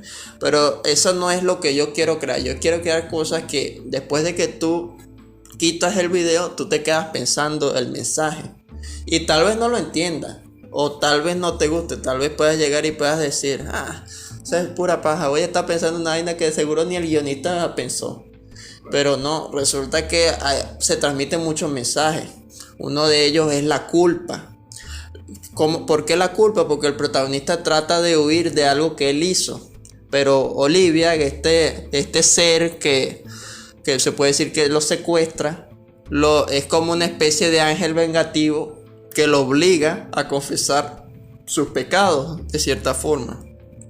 Y eso es uno de los mensajes, la culpa de que no, por más lejos que nos vayamos, no podemos huir de esas cosas malas que hicimos. Te puedes ir para China, para Japón, para Australia, para donde a ti te dé la gana, y las cosas malas o las cosas que te hacen sentir culpable te las vas a llevar a donde sea que tú vayas. Y él trató de huir, pero no pudo de cierta forma. Y otro de los mensajes es que siempre tratamos de transmitir nuestra versión de la historia, ya que allí, a pesar de que mucha gente no lo entiende inicialmente, allí cada personaje se le da la oportunidad de escribir su propia historia, su versión de la verdad, porque hasta la verdad tiene versiones. Entonces todos los que mienten son ejecutados, pero los que son honestos se mantienen con vida y solamente tienen el límite de tiempo que les permite la tinta del lápiz. O sea, cuando la tinta del lápiz se acabe, ya no pueden decir nada más. Eso puede hasta representar hasta la vida. Un proyecto bastante interesante que muchos pueden buscarlo en YouTube. Didi, La mente rota, cortometraje. Muchos pueden apreciarlo. Bueno, ha tenido bastante receptividad en el poco tiempo que tiene. Sí, o sea... algún punto... un interrogante que quiero tocar antes de la última pregunta o la última diatriba es: ¿qué significa Nihilium, el Señor de la Nada, cortometraje? Nihilium, el Señor de la Nada, es que cuando cualquiera persona que vea mis trabajos, instantáneamente va a saber quién fue el director y quién fue el guionista, porque yo tengo un estilo estético y narrativo muy marcado. Nihilium, el Señor, imagínate, si David fue polémico, que ni siquiera toca temas religiosos ni temas referentes al tema, Nihilium lo es más. Nihilium, hasta inclusive me he cohibido de proyectarlo en ciertas ocasiones porque una vez casi se nos desmayó una señora en una proyección. Un clima pesado en el ambiente. Ajá, la gente se va, la gente se asusta. Cualquiera puede decir, de bola, se van a ir porque la vaina está pajuga o es mala. Pueden decir lo que sea, pero la razón por la que Nihilium genera tanto temor, incomodidad, era porque yo quería reflejar la perspectiva de los enfermos mentales. Cómo se ve el mundo dentro de su mente. Cuando tú ves ese cortometraje, todo empieza bonito, pero de repente empieza un aura pesada. Inclusive yo agarré varios planos y los eché a perder a propósito, para que se vean descompuestos, así, dañados, el sonido podrido. Entonces, nihilium viene de la palabra nihil, que viene del latín, que significa nada. El nihilismo es una doctrina filosófica bastante depresiva que habla sobre que todo al final es nada y nada es todo. ¿Qué quiere decir eso? Que vivimos en un mundo donde a veces nada tiene sentido, pero eso que no tiene sentido es lo que realmente le da el significado a la vida. Entonces en Nihilium, porque fíjate, todo el mensaje va de acorde. Cuando tú ves Nihilium por primera vez, encaja con el título porque no entiendes nada. No entiendes. No es un concepto nuevo, pero es un concepto poco tocado. Ajá. Tú al principio tú ves Nihilium, tú le das la primera vuelta, como le digo yo, y vas a quedar, o sea, impactado, pero no vas a entender mucho. Pero cuando tú le quieres dar la segunda vuelta, ya te da como se dice vulgarmente, te da como cague. Porque mucha gente yo le digo, mire, viste, no, chamo, no pasé del minuto 10, eso me asusta mucho. Y ahí yo solamente pongo sonidos, imágenes, unos videos cortos y todo lo demás lo dejo en negro. Porque gran parte del video está en negro, porque tal vez mucha gente malinterpretará lo que yo quise hacer. Que, seguro como no tenías video, no tenías imágenes, dejaste todo eso en negro. No es así. En unas partes hay videos, en otras partes hay imágenes referenciales que sustentan lo que se está contando, y las partes que están en negro es para que la persona utilice su cerebro. Inconscientemente, cuando tú estás viendo algo y llega una parte en negro, tu cerebro trata de imaginar o de llenar ese vacío. Entonces los vacíos que yo dejo en negro es para que la gente imagine, o sea, para que empiece a utilizar el cerebro. Entonces, ¿por qué es el Señor de la Nada? El Señor de la Nada viene porque es el Señor del limbo. El limbo es como, yo siempre he dicho que el mundo, el planeta Tierra es la definición de un limbo. ¿Por qué? Porque el limbo, también conocido por otros como el tártaro, o sea, depende de cada religión, de cada definición, es algo que se inventó después de la primera versión de la Biblia. Fue algo que se hizo para aligerar. Tú sabes que inicialmente el infierno no era ni tan nombrado ni tan mencionado en las primeras escrituras, pero después, para propósitos de infundir miedo para que la gente crea, se creó el infierno. Después, al tiempo, para aligerar un poco esa versión, se inventó, mejor dicho, el limbo. El limbo es un sitio intermedio entre el cielo y el infierno. Allí mayormente van almas en pena. Entonces yo siempre he dicho que el mundo es como una especie de limbo. Está muy cerca del infierno, pero a su vez muy cerca del cielo en todo. Entonces el Señor de la Nada, porque Nihilium mora allí. Entonces de Nihilium no quiero dar muchos detalles porque es un concepto que me gusta bastante. Pero es bastante extenso. No es tanto por lo extenso, sino porque también estoy trabajando a futuro, porque por lo mismo quiero sacar un largometraje referente a Nihilium. Y contar la verdad de Nihilium es como arruinar la magia de la intriga, que es la ambigüedad. Bueno, fuera de cualquier cosa, dentro de esta interrogante que nosotros formulamos, ¿qué otros proyectos podemos esperar de ti como director dentro de este movimiento cinematográfico? Bueno, por mi parte cabe realzar y resaltar, yo siempre voy a apostar por propuestas diferentes. Siempre voy a apostar por propuestas diferentes. O sea, siempre voy a apostar por lo que yo voy a escribir, por lo que yo creo y por lo que yo considero algo nuevo, algo diferente o algo interesante. ¿Qué es lo que pasa?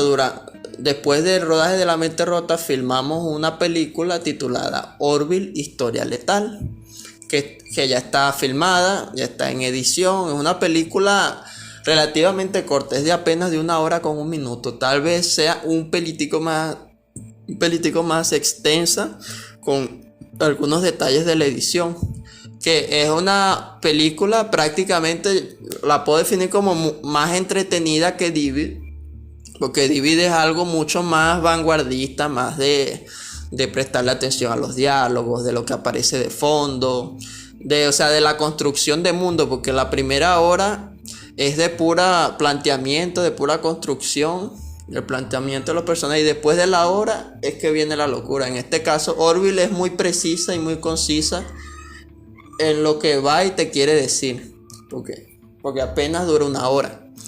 Entonces, además de Orville, se vienen 2 proyectos más, proyectos que yo considero proyectos grandes porque quieren ejecutar este tipo de ideas vanguardistas que tengo. Uno de ellos es Sigilos, que se quiere filmar entre enero y febrero del año que viene, un pequeño cortometraje que originalmente se quería que fuera una película, pero por cuestiones de presupuesto se prefiere hacer un cortometraje planteando ciertos conceptos de lo que se quiere hacer en una película. Y después de eso llega el estreno de Orville entre junio y julio del 2023, que es un thriller de misterio con toques detectivescos y toques de acción. Y viene un proyecto que considero mi próximo gran proyecto. Digo grande porque de verdad que todo lo que planea retratar va a ser mucho más pesado que mis trabajos anteriores, que por ahora tiene el nombre de título de Mary Kill, que se quiere filmar entre agosto o septiembre del 2023 para estrenarse en el 2024. Ahora se planea que estos trabajos mantengan algo que yo llamo el cóctel. ¿Cómo es un cóctel? Que todo lo que yo hago tiene un poco de thriller, un poco de horror, un poco de terror, un poco de suspense, un poco de misterio. Tiene componentes de diversos géneros para generar un solo género, un cóctel letal. Entonces, por mi parte, vienen varios proyectos relativamente. Se espera hacer unos cuantos viajes para poder seguir mostrando mi trabajo, para poder mostrar Divid Inspiración Umbría. Se tienen pensado hacer algunas funciones en exclusiva de Orville Historia Letal, porque queremos empezar a participar con nuestras películas en festivales. Entonces viene bastante trabajo y vienen grandes proyectos del cine independiente, al menos de mi parte en lo que es el cine apureño. No, y cabe resaltar que no es solamente cine lo único que está en una cartelera de una franquicia cinematográfica de cine.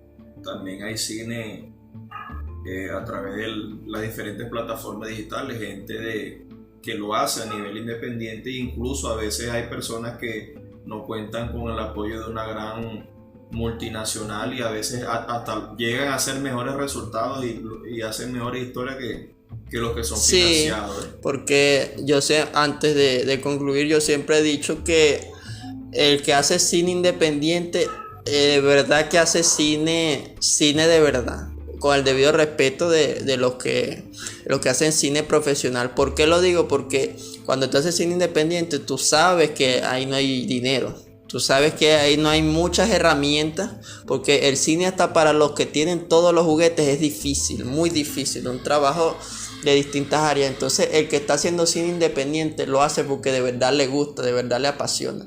Y a lo mejor mucha gente puede criticar, ay, esto le quedó chimbo, ay, esto le quedó esto, porque la gente es muy buena criticando. Claro. Esto pudo haber quedado mejor, esto pudo haber hecho, pero tú agarras a cualquiera de esas personas y lo pones a hacer, ese trabajo y les explota el cerebro porque es demasiado complejo. Entonces yo siempre he dicho que el cine independiente, o también como se le conoce el cine de autor, siempre es el cine que más trasciende, porque es un cine que no está hecho con el propósito de vender. No digo que vender esté mal, sino que el propósito de tú hacer arte siempre tiene que ser transmitir un mensaje, transmitir algo, o transmitir al menos tu visión para que eso trascienda. Pero cuando tú haces algo simplemente porque quieres hacer plata, siempre es un trabajo malintencionado, un trabajo que siempre va a tener en cuenta tendencias, va a tener en cuenta cosas efímeras.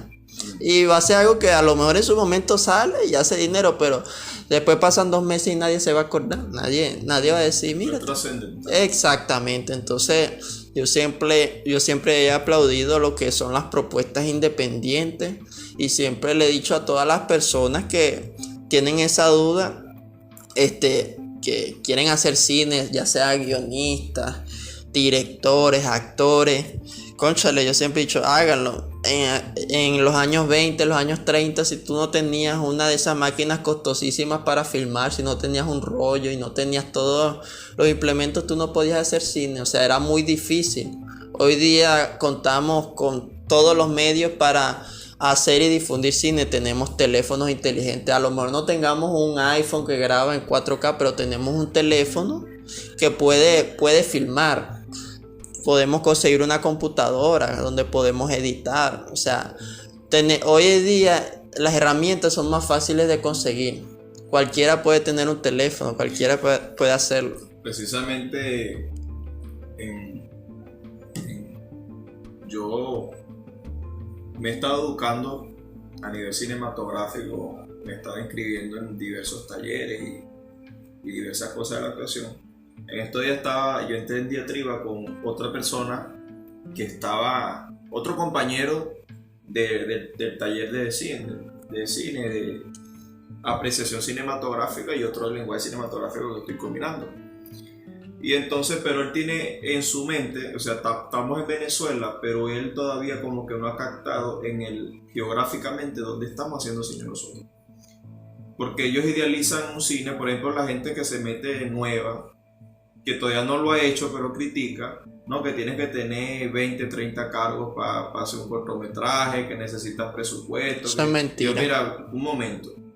Lo que hemos venido de la escuela real, de los que están empezando, muchos saben que con una sola cámara, con un teléfono se empieza. Sin presupuesto, con un pan dulce y un café, sin muchos actores, sin muchas locaciones bellas, sin un presupuesto. O sea, el que quiera hacerlo lo hace. Lo que pasa es que la gente ha idealizado demasiado cómo es hacer cine. Y es que, mira, hasta los presupuestos de $1 millón a veces no tienen ese montón de cargos que la gente piensa, que la gente dice. El trabajo de cine es muy preciso. Hasta el mismo Tarantino, que es un director consagrado, él en su rodaje utiliza una sola cámara. Y él mismo a veces las opera. Él dice que para divertirse las opera, las cámaras. Entonces, mucha gente a veces te quiere decir, porque me pasó mucho, que tú necesitas 20,000, 30,000 personas para tú poder sacar adelante un corto.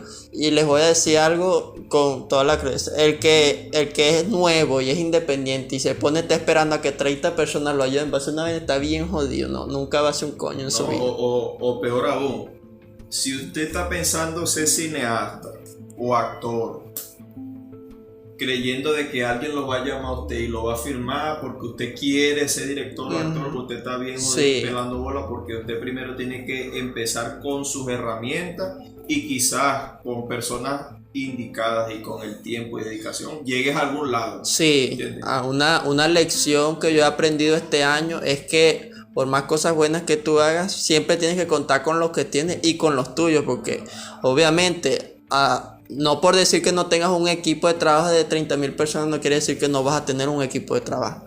Siempre he dicho que tienes que tener de tu lado gente que comparta la misma visión contigo, gente que le guste lo que hace, gente que se lo tome en serio, porque cuando comienzas a hacer cine, a diferencia de lo que mucha gente piensa, y quieres hacer cine, ¿verdad? No puedes verlo como hobby. Aún así tú no te estés beneficiando económicamente ni nada. Entonces, tú con un equipo hasta de 5 personas, tú puedes hacer un tremendo cortometraje. No, es así. Yo creo que mientras no sea rentable, yo creo que también hay otras maneras de monetizar tu trabajo. A través de patrocinio, distribución local, distribución regional, puedes sacar productos en base al marketing del proyecto. O sea, hay otras maneras también de monetizarlo, sin necesidad de tener, claro, no es lo mismo contar a lo mejor con la promoción de una multinacional o una distribución, pero estudia dónde estás y yo creo que puedes hacerlo Sí. rentable en la Lo localidad. que pasa es que, como te digo, imagínate que hubiera sido, esto yo siempre lo resalto, imagínate que hubiera sido de Divido, de todos los proyectos, si yo hubiera llegado, ay, escribí este guión, voy a ver si alguien, si se lo muestro ahí, le gusta que me dé todos los equipos y todo lo que necesito. Jamás y nunca a nadie cuando está comenzando lo ayudan, a nadie, casi nadie te ayuda cuando estás comenzando, Sí. menos si quieres ser actor, menos si quieres ser director o guionista. O sea, tú primero tienes que llegar y hacer tus trabajos por cuenta propia, ya sean cortometrajes, películas, mediometrajes. Y una vez tú tengas todo ese material, tú puedes llegar con muchísima más pasión, con más autoridad y decir, mira, yo hago cine independiente, tengo este proyecto, y tú muestras tus trabajos y en base a ese trabajo, cónchale, sí, vamos a meterlo en algo o vamos a darle la oportunidad para que haga esto. Pero tú no puedes esperar que tú no has hecho nada, no has grabado nada, nunca has filmado nada y vas a llegar a pedir presupuestos o a pedir apoyo. Mira, hasta yo que ya he grabado humildemente ya 2 películas, cortometrajes, yo a veces hasta voy a una institución donde tienen las cámaras y los equipos y me juegan kikiriwiki, me dicen que sí me van a apoyar, pero no, me empiezan a pedir cosas. Entonces, si eso me pasa a mí que estoy comenzando y que ya he hecho varios trabajos, imagínense a los demás que Al están, que no lo ha hecho todavía. ajá, los que están en blanco. Por eso digo, o sea, la persona que le diga que no, que eso es muy costoso, que eso es muy esto, que es muy lo otro, mira, es mentira. Es mentira, porque sí, el cine es costoso, es de todo, pero es que tú no vas a hacer un cine mainstream ni un cine blockbuster, tú vas a hacer cine independiente. Claro. Y el cine independiente tiene sus maneras, tiene sus vueltas, tú lo puedes hacer en tu casa, en una habitación. Fíjense, para concluir, un ejemplo que yo siempre doy, la saga del juego del miedo, también conocida como Saw en Estados Unidos.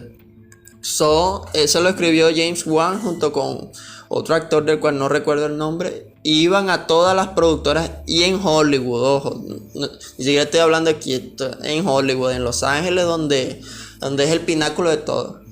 Él fue y mostró su trabajo en todas las productoras y en todas las productoras lo rechazaron. ¿Qué tuvo que hacer él? Para que vean que no estoy tan equivocado en esa versión. Llegó, parieron plata donde no tenía y filmaron un cortometraje de 15 a 20 minutos mostrando más o menos de qué iba a ir la película. Entonces, cuando filmaron eso y le mostraron a los productores ese trabajo, ahí sí le bajaron la plata y ahí sí le buscaron los actores. O sea, ¿qué es lo que significa eso? No lo digas, muéstralo. A veces un guión no es suficiente, a veces simple y llanamente tienes que mostrarle lo que filmaste, lo que tú quieres grabar, porque cuando ven un trabajo de calidad, la gente dice, cónchale, si ese tipo hizo todo ese tremendo trabajo con un teléfono, imagínate si nosotros le damos la plata y le damos las herramientas. ¿Ves? Entonces, atrévanse a hacerlo. Si son actores, busquen o sean ustedes mismos los directores, los guionistas. O sea, empiecen con algo.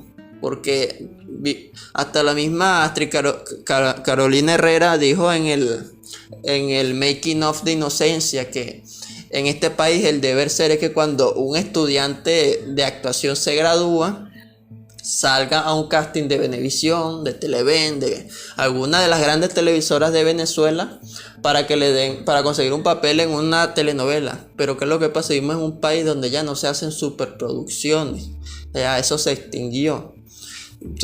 Si ustedes pueden ver en la televisión, son puras o telenovelas viejas de hace como 20, 30 años o telenovelas de otros países, porque les sale más barato comprar los derechos de esas novelas que producirlos ellos mismos. Entonces, ¿dónde es que reside el cine para hacer cine de verdad? O en el cine independiente o en el cine privado, que obviamente sigue siendo más fácil hacer cine independiente, porque hasta para ir a una empresa privada que te provee el apoyo también es algo complejo.